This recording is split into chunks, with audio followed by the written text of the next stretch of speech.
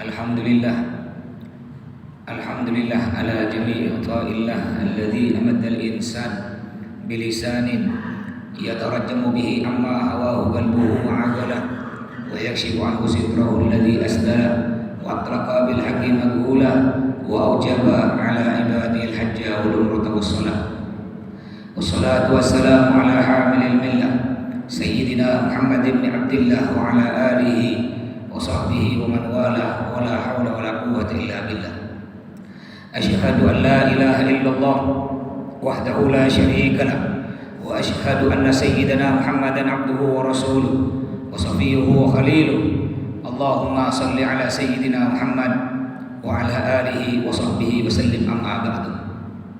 Fa ya ma'asyiral muslimin rahimakumullah, usikum nafsi bi taqwallah. Ittaqullaha haqqa tuqatih wa la tamutunna illa wa antum muslimun. Hadirin sidang jemaah rahimakumullah, sekali lagi saya wasiatkan khususnya bagi diri saya sendiri dan kaum muslimin sekalian agar selalu meningkatkan ketakwaannya kepada Allah Subhanahu wa taala dengan sebenar-benarnya takwa di mana saja kita berada. Sekarang ini kita sudah memasuki tahun baru Islam 1444 Hijriah. Tahun baru Hijriah disebut juga dengan tahun baru Islam. Berarti tahun baru Masehi itu tahun baru apa? Kalau ada tahun baru Islam berarti ada tahun baru bukan Islam. Jadi kita perlu luruskan saudara, perlu kita tahu bahwa tahun baru Masehi itu bukan tahun baru Islam. Kita umat Islam punya tahun baru tersendiri disebut tahun baru Hijriah. Cuma sungguh sangat disayangkan kita bulan-bulan Masehi apal, tapi bulan Islam sendiri tak ada apal. Tahun baru Masehi kita rayakan, tahun baru Islam tak ada. Kalau tak ada percaya coba lihat malam Sabtu kemarin, awal Muharram. Yang hidupkan kembang api mana? Yang ngembun tak ada tidur sambil bakar jagung bakar ayam mana? Coba nanti malam 1 Januari.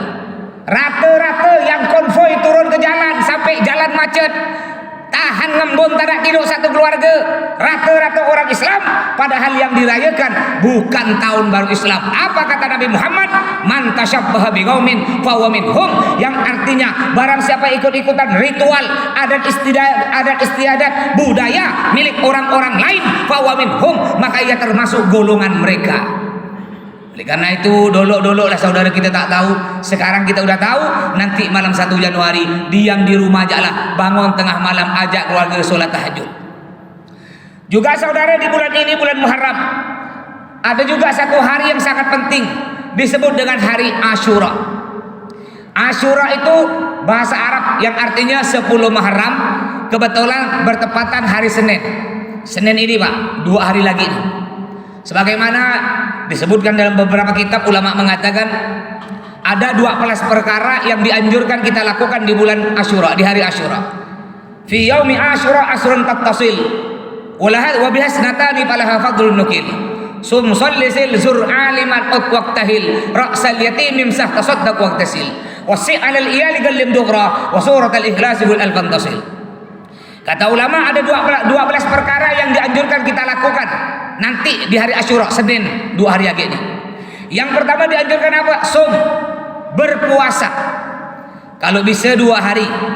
Hari Ahad. Ya, bukan hari Minggu, Pak. Minggu bukan bahasa Islam.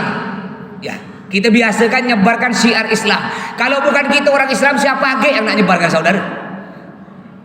Biasakan nanti ya, puasa hari Ahad disebut hari Tasu'a, 9 Muharram. Hari Senin nanti ini disebut hari Asyura, 10 Muharram. Apa kata Nabi Muhammad?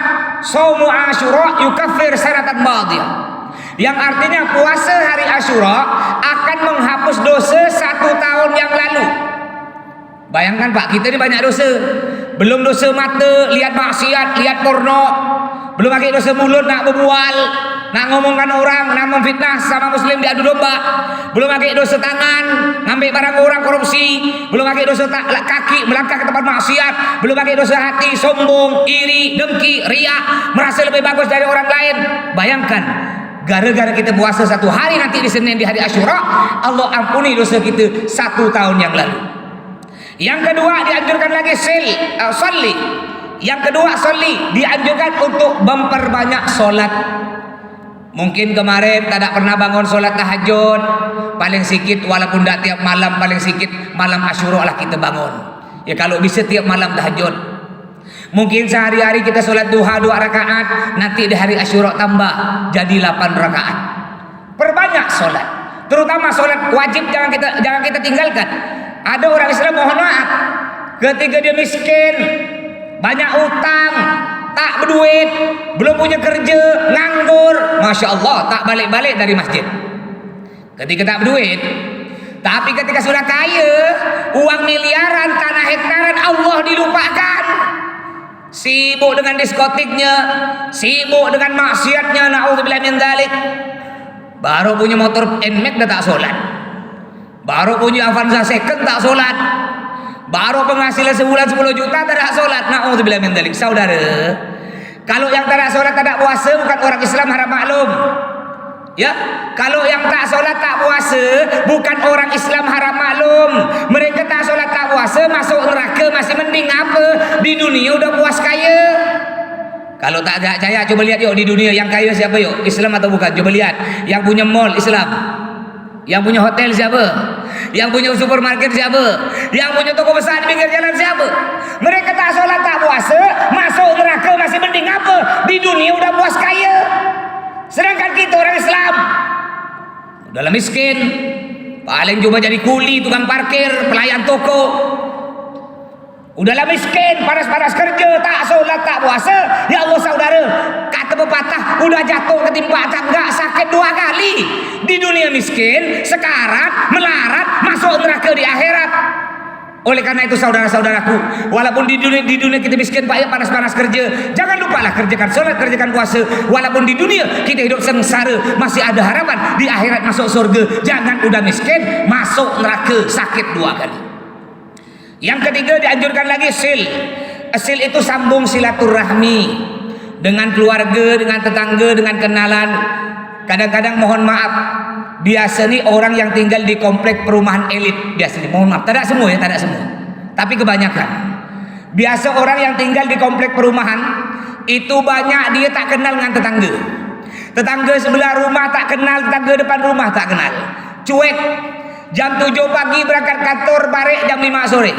Tutup pintu tak keluar lagi. Keluar tak keluar, pergi ke mall, pergi ke kafe keluarga. Dia tak perlu dengan tetangga. Tetangga ngundang tahlil tak datang, tetangga meninggal tak datang. Dia lupa bahwa kita hidup di dunia tak bisa seorang, tak bisa sendiri saudara. Kalau ada kebakaran, ada kemalingan di rumah kita, tak mungkin polisi datang dulu, tak mungkin pemadam kebakaran datang dulu. Pasti tetangga kita yang akan bantu. Kalau kita tak ada bagus dengan tetangga, tak ada kenal dengan tetangga, tetangga pun sama-sama cuek. Makanya di hari Asyura, ayo nanti hari Senin kita jalin silaturahmi dengan tetangga, dengan keluarga. Juga lanjutnya zur aliman. Yang keempat dianjurkan juga kita berziarah ke orang alim. Ya, di gang kita, dekat rumah kita mungkin ada ulama. Pergi ke mereka, jangan lupa lah bawa oleh-oleh. Ya, bawa beras 2 kilo ke, bawa gula 3 kilo ke, beri ke ulama tersebut. Apa kata Nabi Muhammad? Man akroma aliman fakannama akromani, wa man sofa aliman fakannama sofahani, wa man jalasa aliman fakannama jalasani. Kata Nabi Muhammad yang artinya barang siapa yang memuliakan ulama, sama saja dia memuliakanku. Tapi sebaliknya, barang siapa yang kurang ajar kepada ulama, zalim kepada ulama, sama saja dia kurang ajar dan zalim kepada Nabi Muhammad SAW. Dan barang siapa yang mencium tangan ulama, ini kata Nabi Muhammad, barang siapa yang mencium tangan ulama, sama saja dia mencium tanganku, kata Nabi. Kenapa? Al ulama warasatul anbiya, ulama adalah pewaris para nabi. Lanjutannya, wa man jalasa aliman fakannama jalasani. Barang siapa yang bergaul akrab dengan ulama, sama saja dia bergaul denganku, kata Nabi Muhammad SAW. Selanjutnya juga kita dianjurkan yaitu ut. Ut artinya nanti hari Senin, ya sebenarnya setiap hari, paling dikit hari Senin nih Pak, menjenguk orang sakit. Tetangga kita, keluarga kita sakit, kita jenguk. Jangan nunggu masuk rumah sakit loh. Kita ini kan kadang-kadang kalau tak ada masuk rumah sakit, tak ada kita pergi kan. Kalau cuma sakit di rumah, padahal sunnah Pak, ada tetangga keluarga sakit, walaupun tidak ke rumah sakit, di rumah kita pergikan, doakan yang baik, jangan doakan yang jelek. Walaupun kata dokter, kau gimana kata dokter? Kata dokter, aku tak lama lagi, paling 3 hari lagi. Kita berikan semangat. Ini anjuran Nabi Muhammad. Kita bilang, tada, kata dokter 3 hari lagi. Memangnya dokter yang menentukan. Tenang enggak? Tenang. Penyakit kau tidak bahaya. Insya Allah besok kau sembuh. Insya Allah. Tenang ya, semangat terus, banyak berdoa. Siapa tahu gara-gara dia semangat, husnudzon, berbaik sangka kepada Allah, akhirnya oleh Allah diberi kesembuhan. Waktahil juga dianjurkan hari Senin ini Pak, hari Asyura, memakai celak. Pakai celak. Yang tak pernah pakai celak, beli celak. Banyak di toko-toko oleh-oleh haji itu. Sunnah. Kata Nabi Muhammad, di antara faedah orang pakai celak, insya Allah akan aman, selamat dari penyakit buta. Selanjutnya Bu juga, saya singkat-singkat Pak karena waktunya terbatas. Wasi alal iyal. Disunahkan juga kita menyenangkan keluarga. Sebelumnya ra'sal yatim imsah. Dianjurkan juga ra'sal yatim imsah, mengusap kepala anak yatim. Makanya hari Asyura disebut hari lebaran anak-anak yatim. Mungkin di sini ada yatim, sila. Saya punya santri yang menginap, santri saya ada 600 lebih Pak. Anak yatimnya ada 67. Mungkin ada nak main-main, silahkan di belakang Masjid Al-Falah Sungai Jawi, dekat Antonius Masjid Al-Falah, namanya Pondok Pesantren Al-Jihad. Atau ada tetangga keluarga ra'sal yatim, pegang kepala anak yatim, usap. Apa kata Nabi Muhammad? Di antara ada riwayat menyebutkan barang siapa pada hari Asyura memegang kepala anak yatim, maka dosanya akan diampuni sebanyak rambut anak yatim tersebut. Tapi ingat, ngusap kepala anak yatim bukan cuma diusap, lanjut tasaddaq sambil beri duit, sambil sedekah. Jangan nak masin-masin. Ingat, harta kita tidak akan kita bawa mati, yang akan jadi bekal kita dikubur di akhirat yaitu sedekah kita. Waqtasil. Dianjurkan juga mandi. Ya, mandi di hari Asyura. Terus wasi alal iyal. Wasi alal iyal dianjurkan menyenangkan ke keluarga. Mungkin sehari-hari kita makan lauk telur ayam. Nanti hari Asyura, ya usahakanlah keluarga kita senangkan. Belilah lauk ayam. Walaupun bukan daging ayam, mungkin kaki ayam, kepala ayam, mungkin agak senang sikit. Mungkin kita dengan keluarga, anak kita tak pernah gurau karena kita memang orang payah senyum. Pada hari Asyura nanti kita bergurau. Mungkin kita dengan keluarga, anak istri kita tak pernah jalan-jalan. Ya paling sikit nanti hari Asyura kita senangkan mereka, ajak jalan-jalan. Walaupun mungkin duit kita tak cukup ke mall, paling sikit pergi ke warung bakso ke, pergi ke Taman Aksaya ke, pergi ke waterfront ke, yang murah-murah. Senangkan anak istri kita pada hari tersebut. Golim dufra. Sunnah selanjutnya kita dianjurkan hari Asyura untuk memotong kuku. Kebetulan hari Asyura itu hari Senin Pak. Kita dapat 2 pahala kalau potong kuku hari Asyura. Pertama, kita potong kuku dapat pahala karena hari Asyura. Yang kedua karena hari Senin. 3 hari. 3 hari disunahkan kita potong kuku. Senin, Kamis, Jumat. Itu disunahkan potong kuku. Dimulai dari mana kita potong kuku? Potong kuku kata Imam Ghazali dimulai dari jari telunjuk kanan. Karena jari kita yang paling mulia adalah jari telunjuk kanan, karena dipakai pada waktu tasyahud. Asyhadu an la ilaha illallah. Jadi kalau potong kuku mulai dari jari telunjuk kanan. Selanjutnya ke mana? Jalan ke kanan. Ya, jari tengah kanan, jari manis, jari kelingking kanan, lalu kelingking kiri, jempol kiri, terakhir jempol kanan. Ini tangan. Kalau kaki, karena kaki tidak ada jari yang paling mulia, sama-sama derajatnya sama jari kaki itu, maka dimulai dari kiri ke kanan. Dimulai dari kelingking kaki kiri, diakhiri dengan kelingking kaki kanan. Yang terakhir, yang ke-12, wa suratul ikhlas gul al-fantasil. Nanti hari Asyura jangan lupa baca surah Al-Ikhlas, Qul huwallahu ahad, Allahu samad, dan sampai selesai baca 1000 kali. Mungkin ada yang kerja bangunan sambil ngaduk semen baca. Apalagi yang jadi pegawai kerja kantor sejuk tuh, kantor pakai AC. Simpan lo HP tuh, hari Senin tuh simpan HP. Saya udah ngetes baca 1000 surah Al-Ikhlas sekitar setengah jam ya Pak. Setengah jam selesai. Kita main HP mampu 1 hari 5 jam. Masa baca surat Al-Ikhlas 1000, yang mana itu setahun sekali kita tidak mampu. Ya 1000.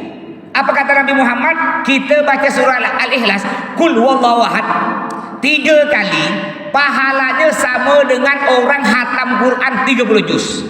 Itu baca surah Al-Ikhlas 3 kali. Bagaimana kalau nanti hari Asyura kita baca surah Al-Ikhlas 1000 kali? Mudah-mudahan oleh Allah kita semua diberi kesempatan, ya kesehatan, panjang umur, hingga kita bisa melakukan 12 perkara yang dianjurkan oleh Nabi Muhammad untuk kita lakukan nanti di hari Asyura. Amin ya rabbal alamin. Inna ahsanal kalam Allahil malikil alam.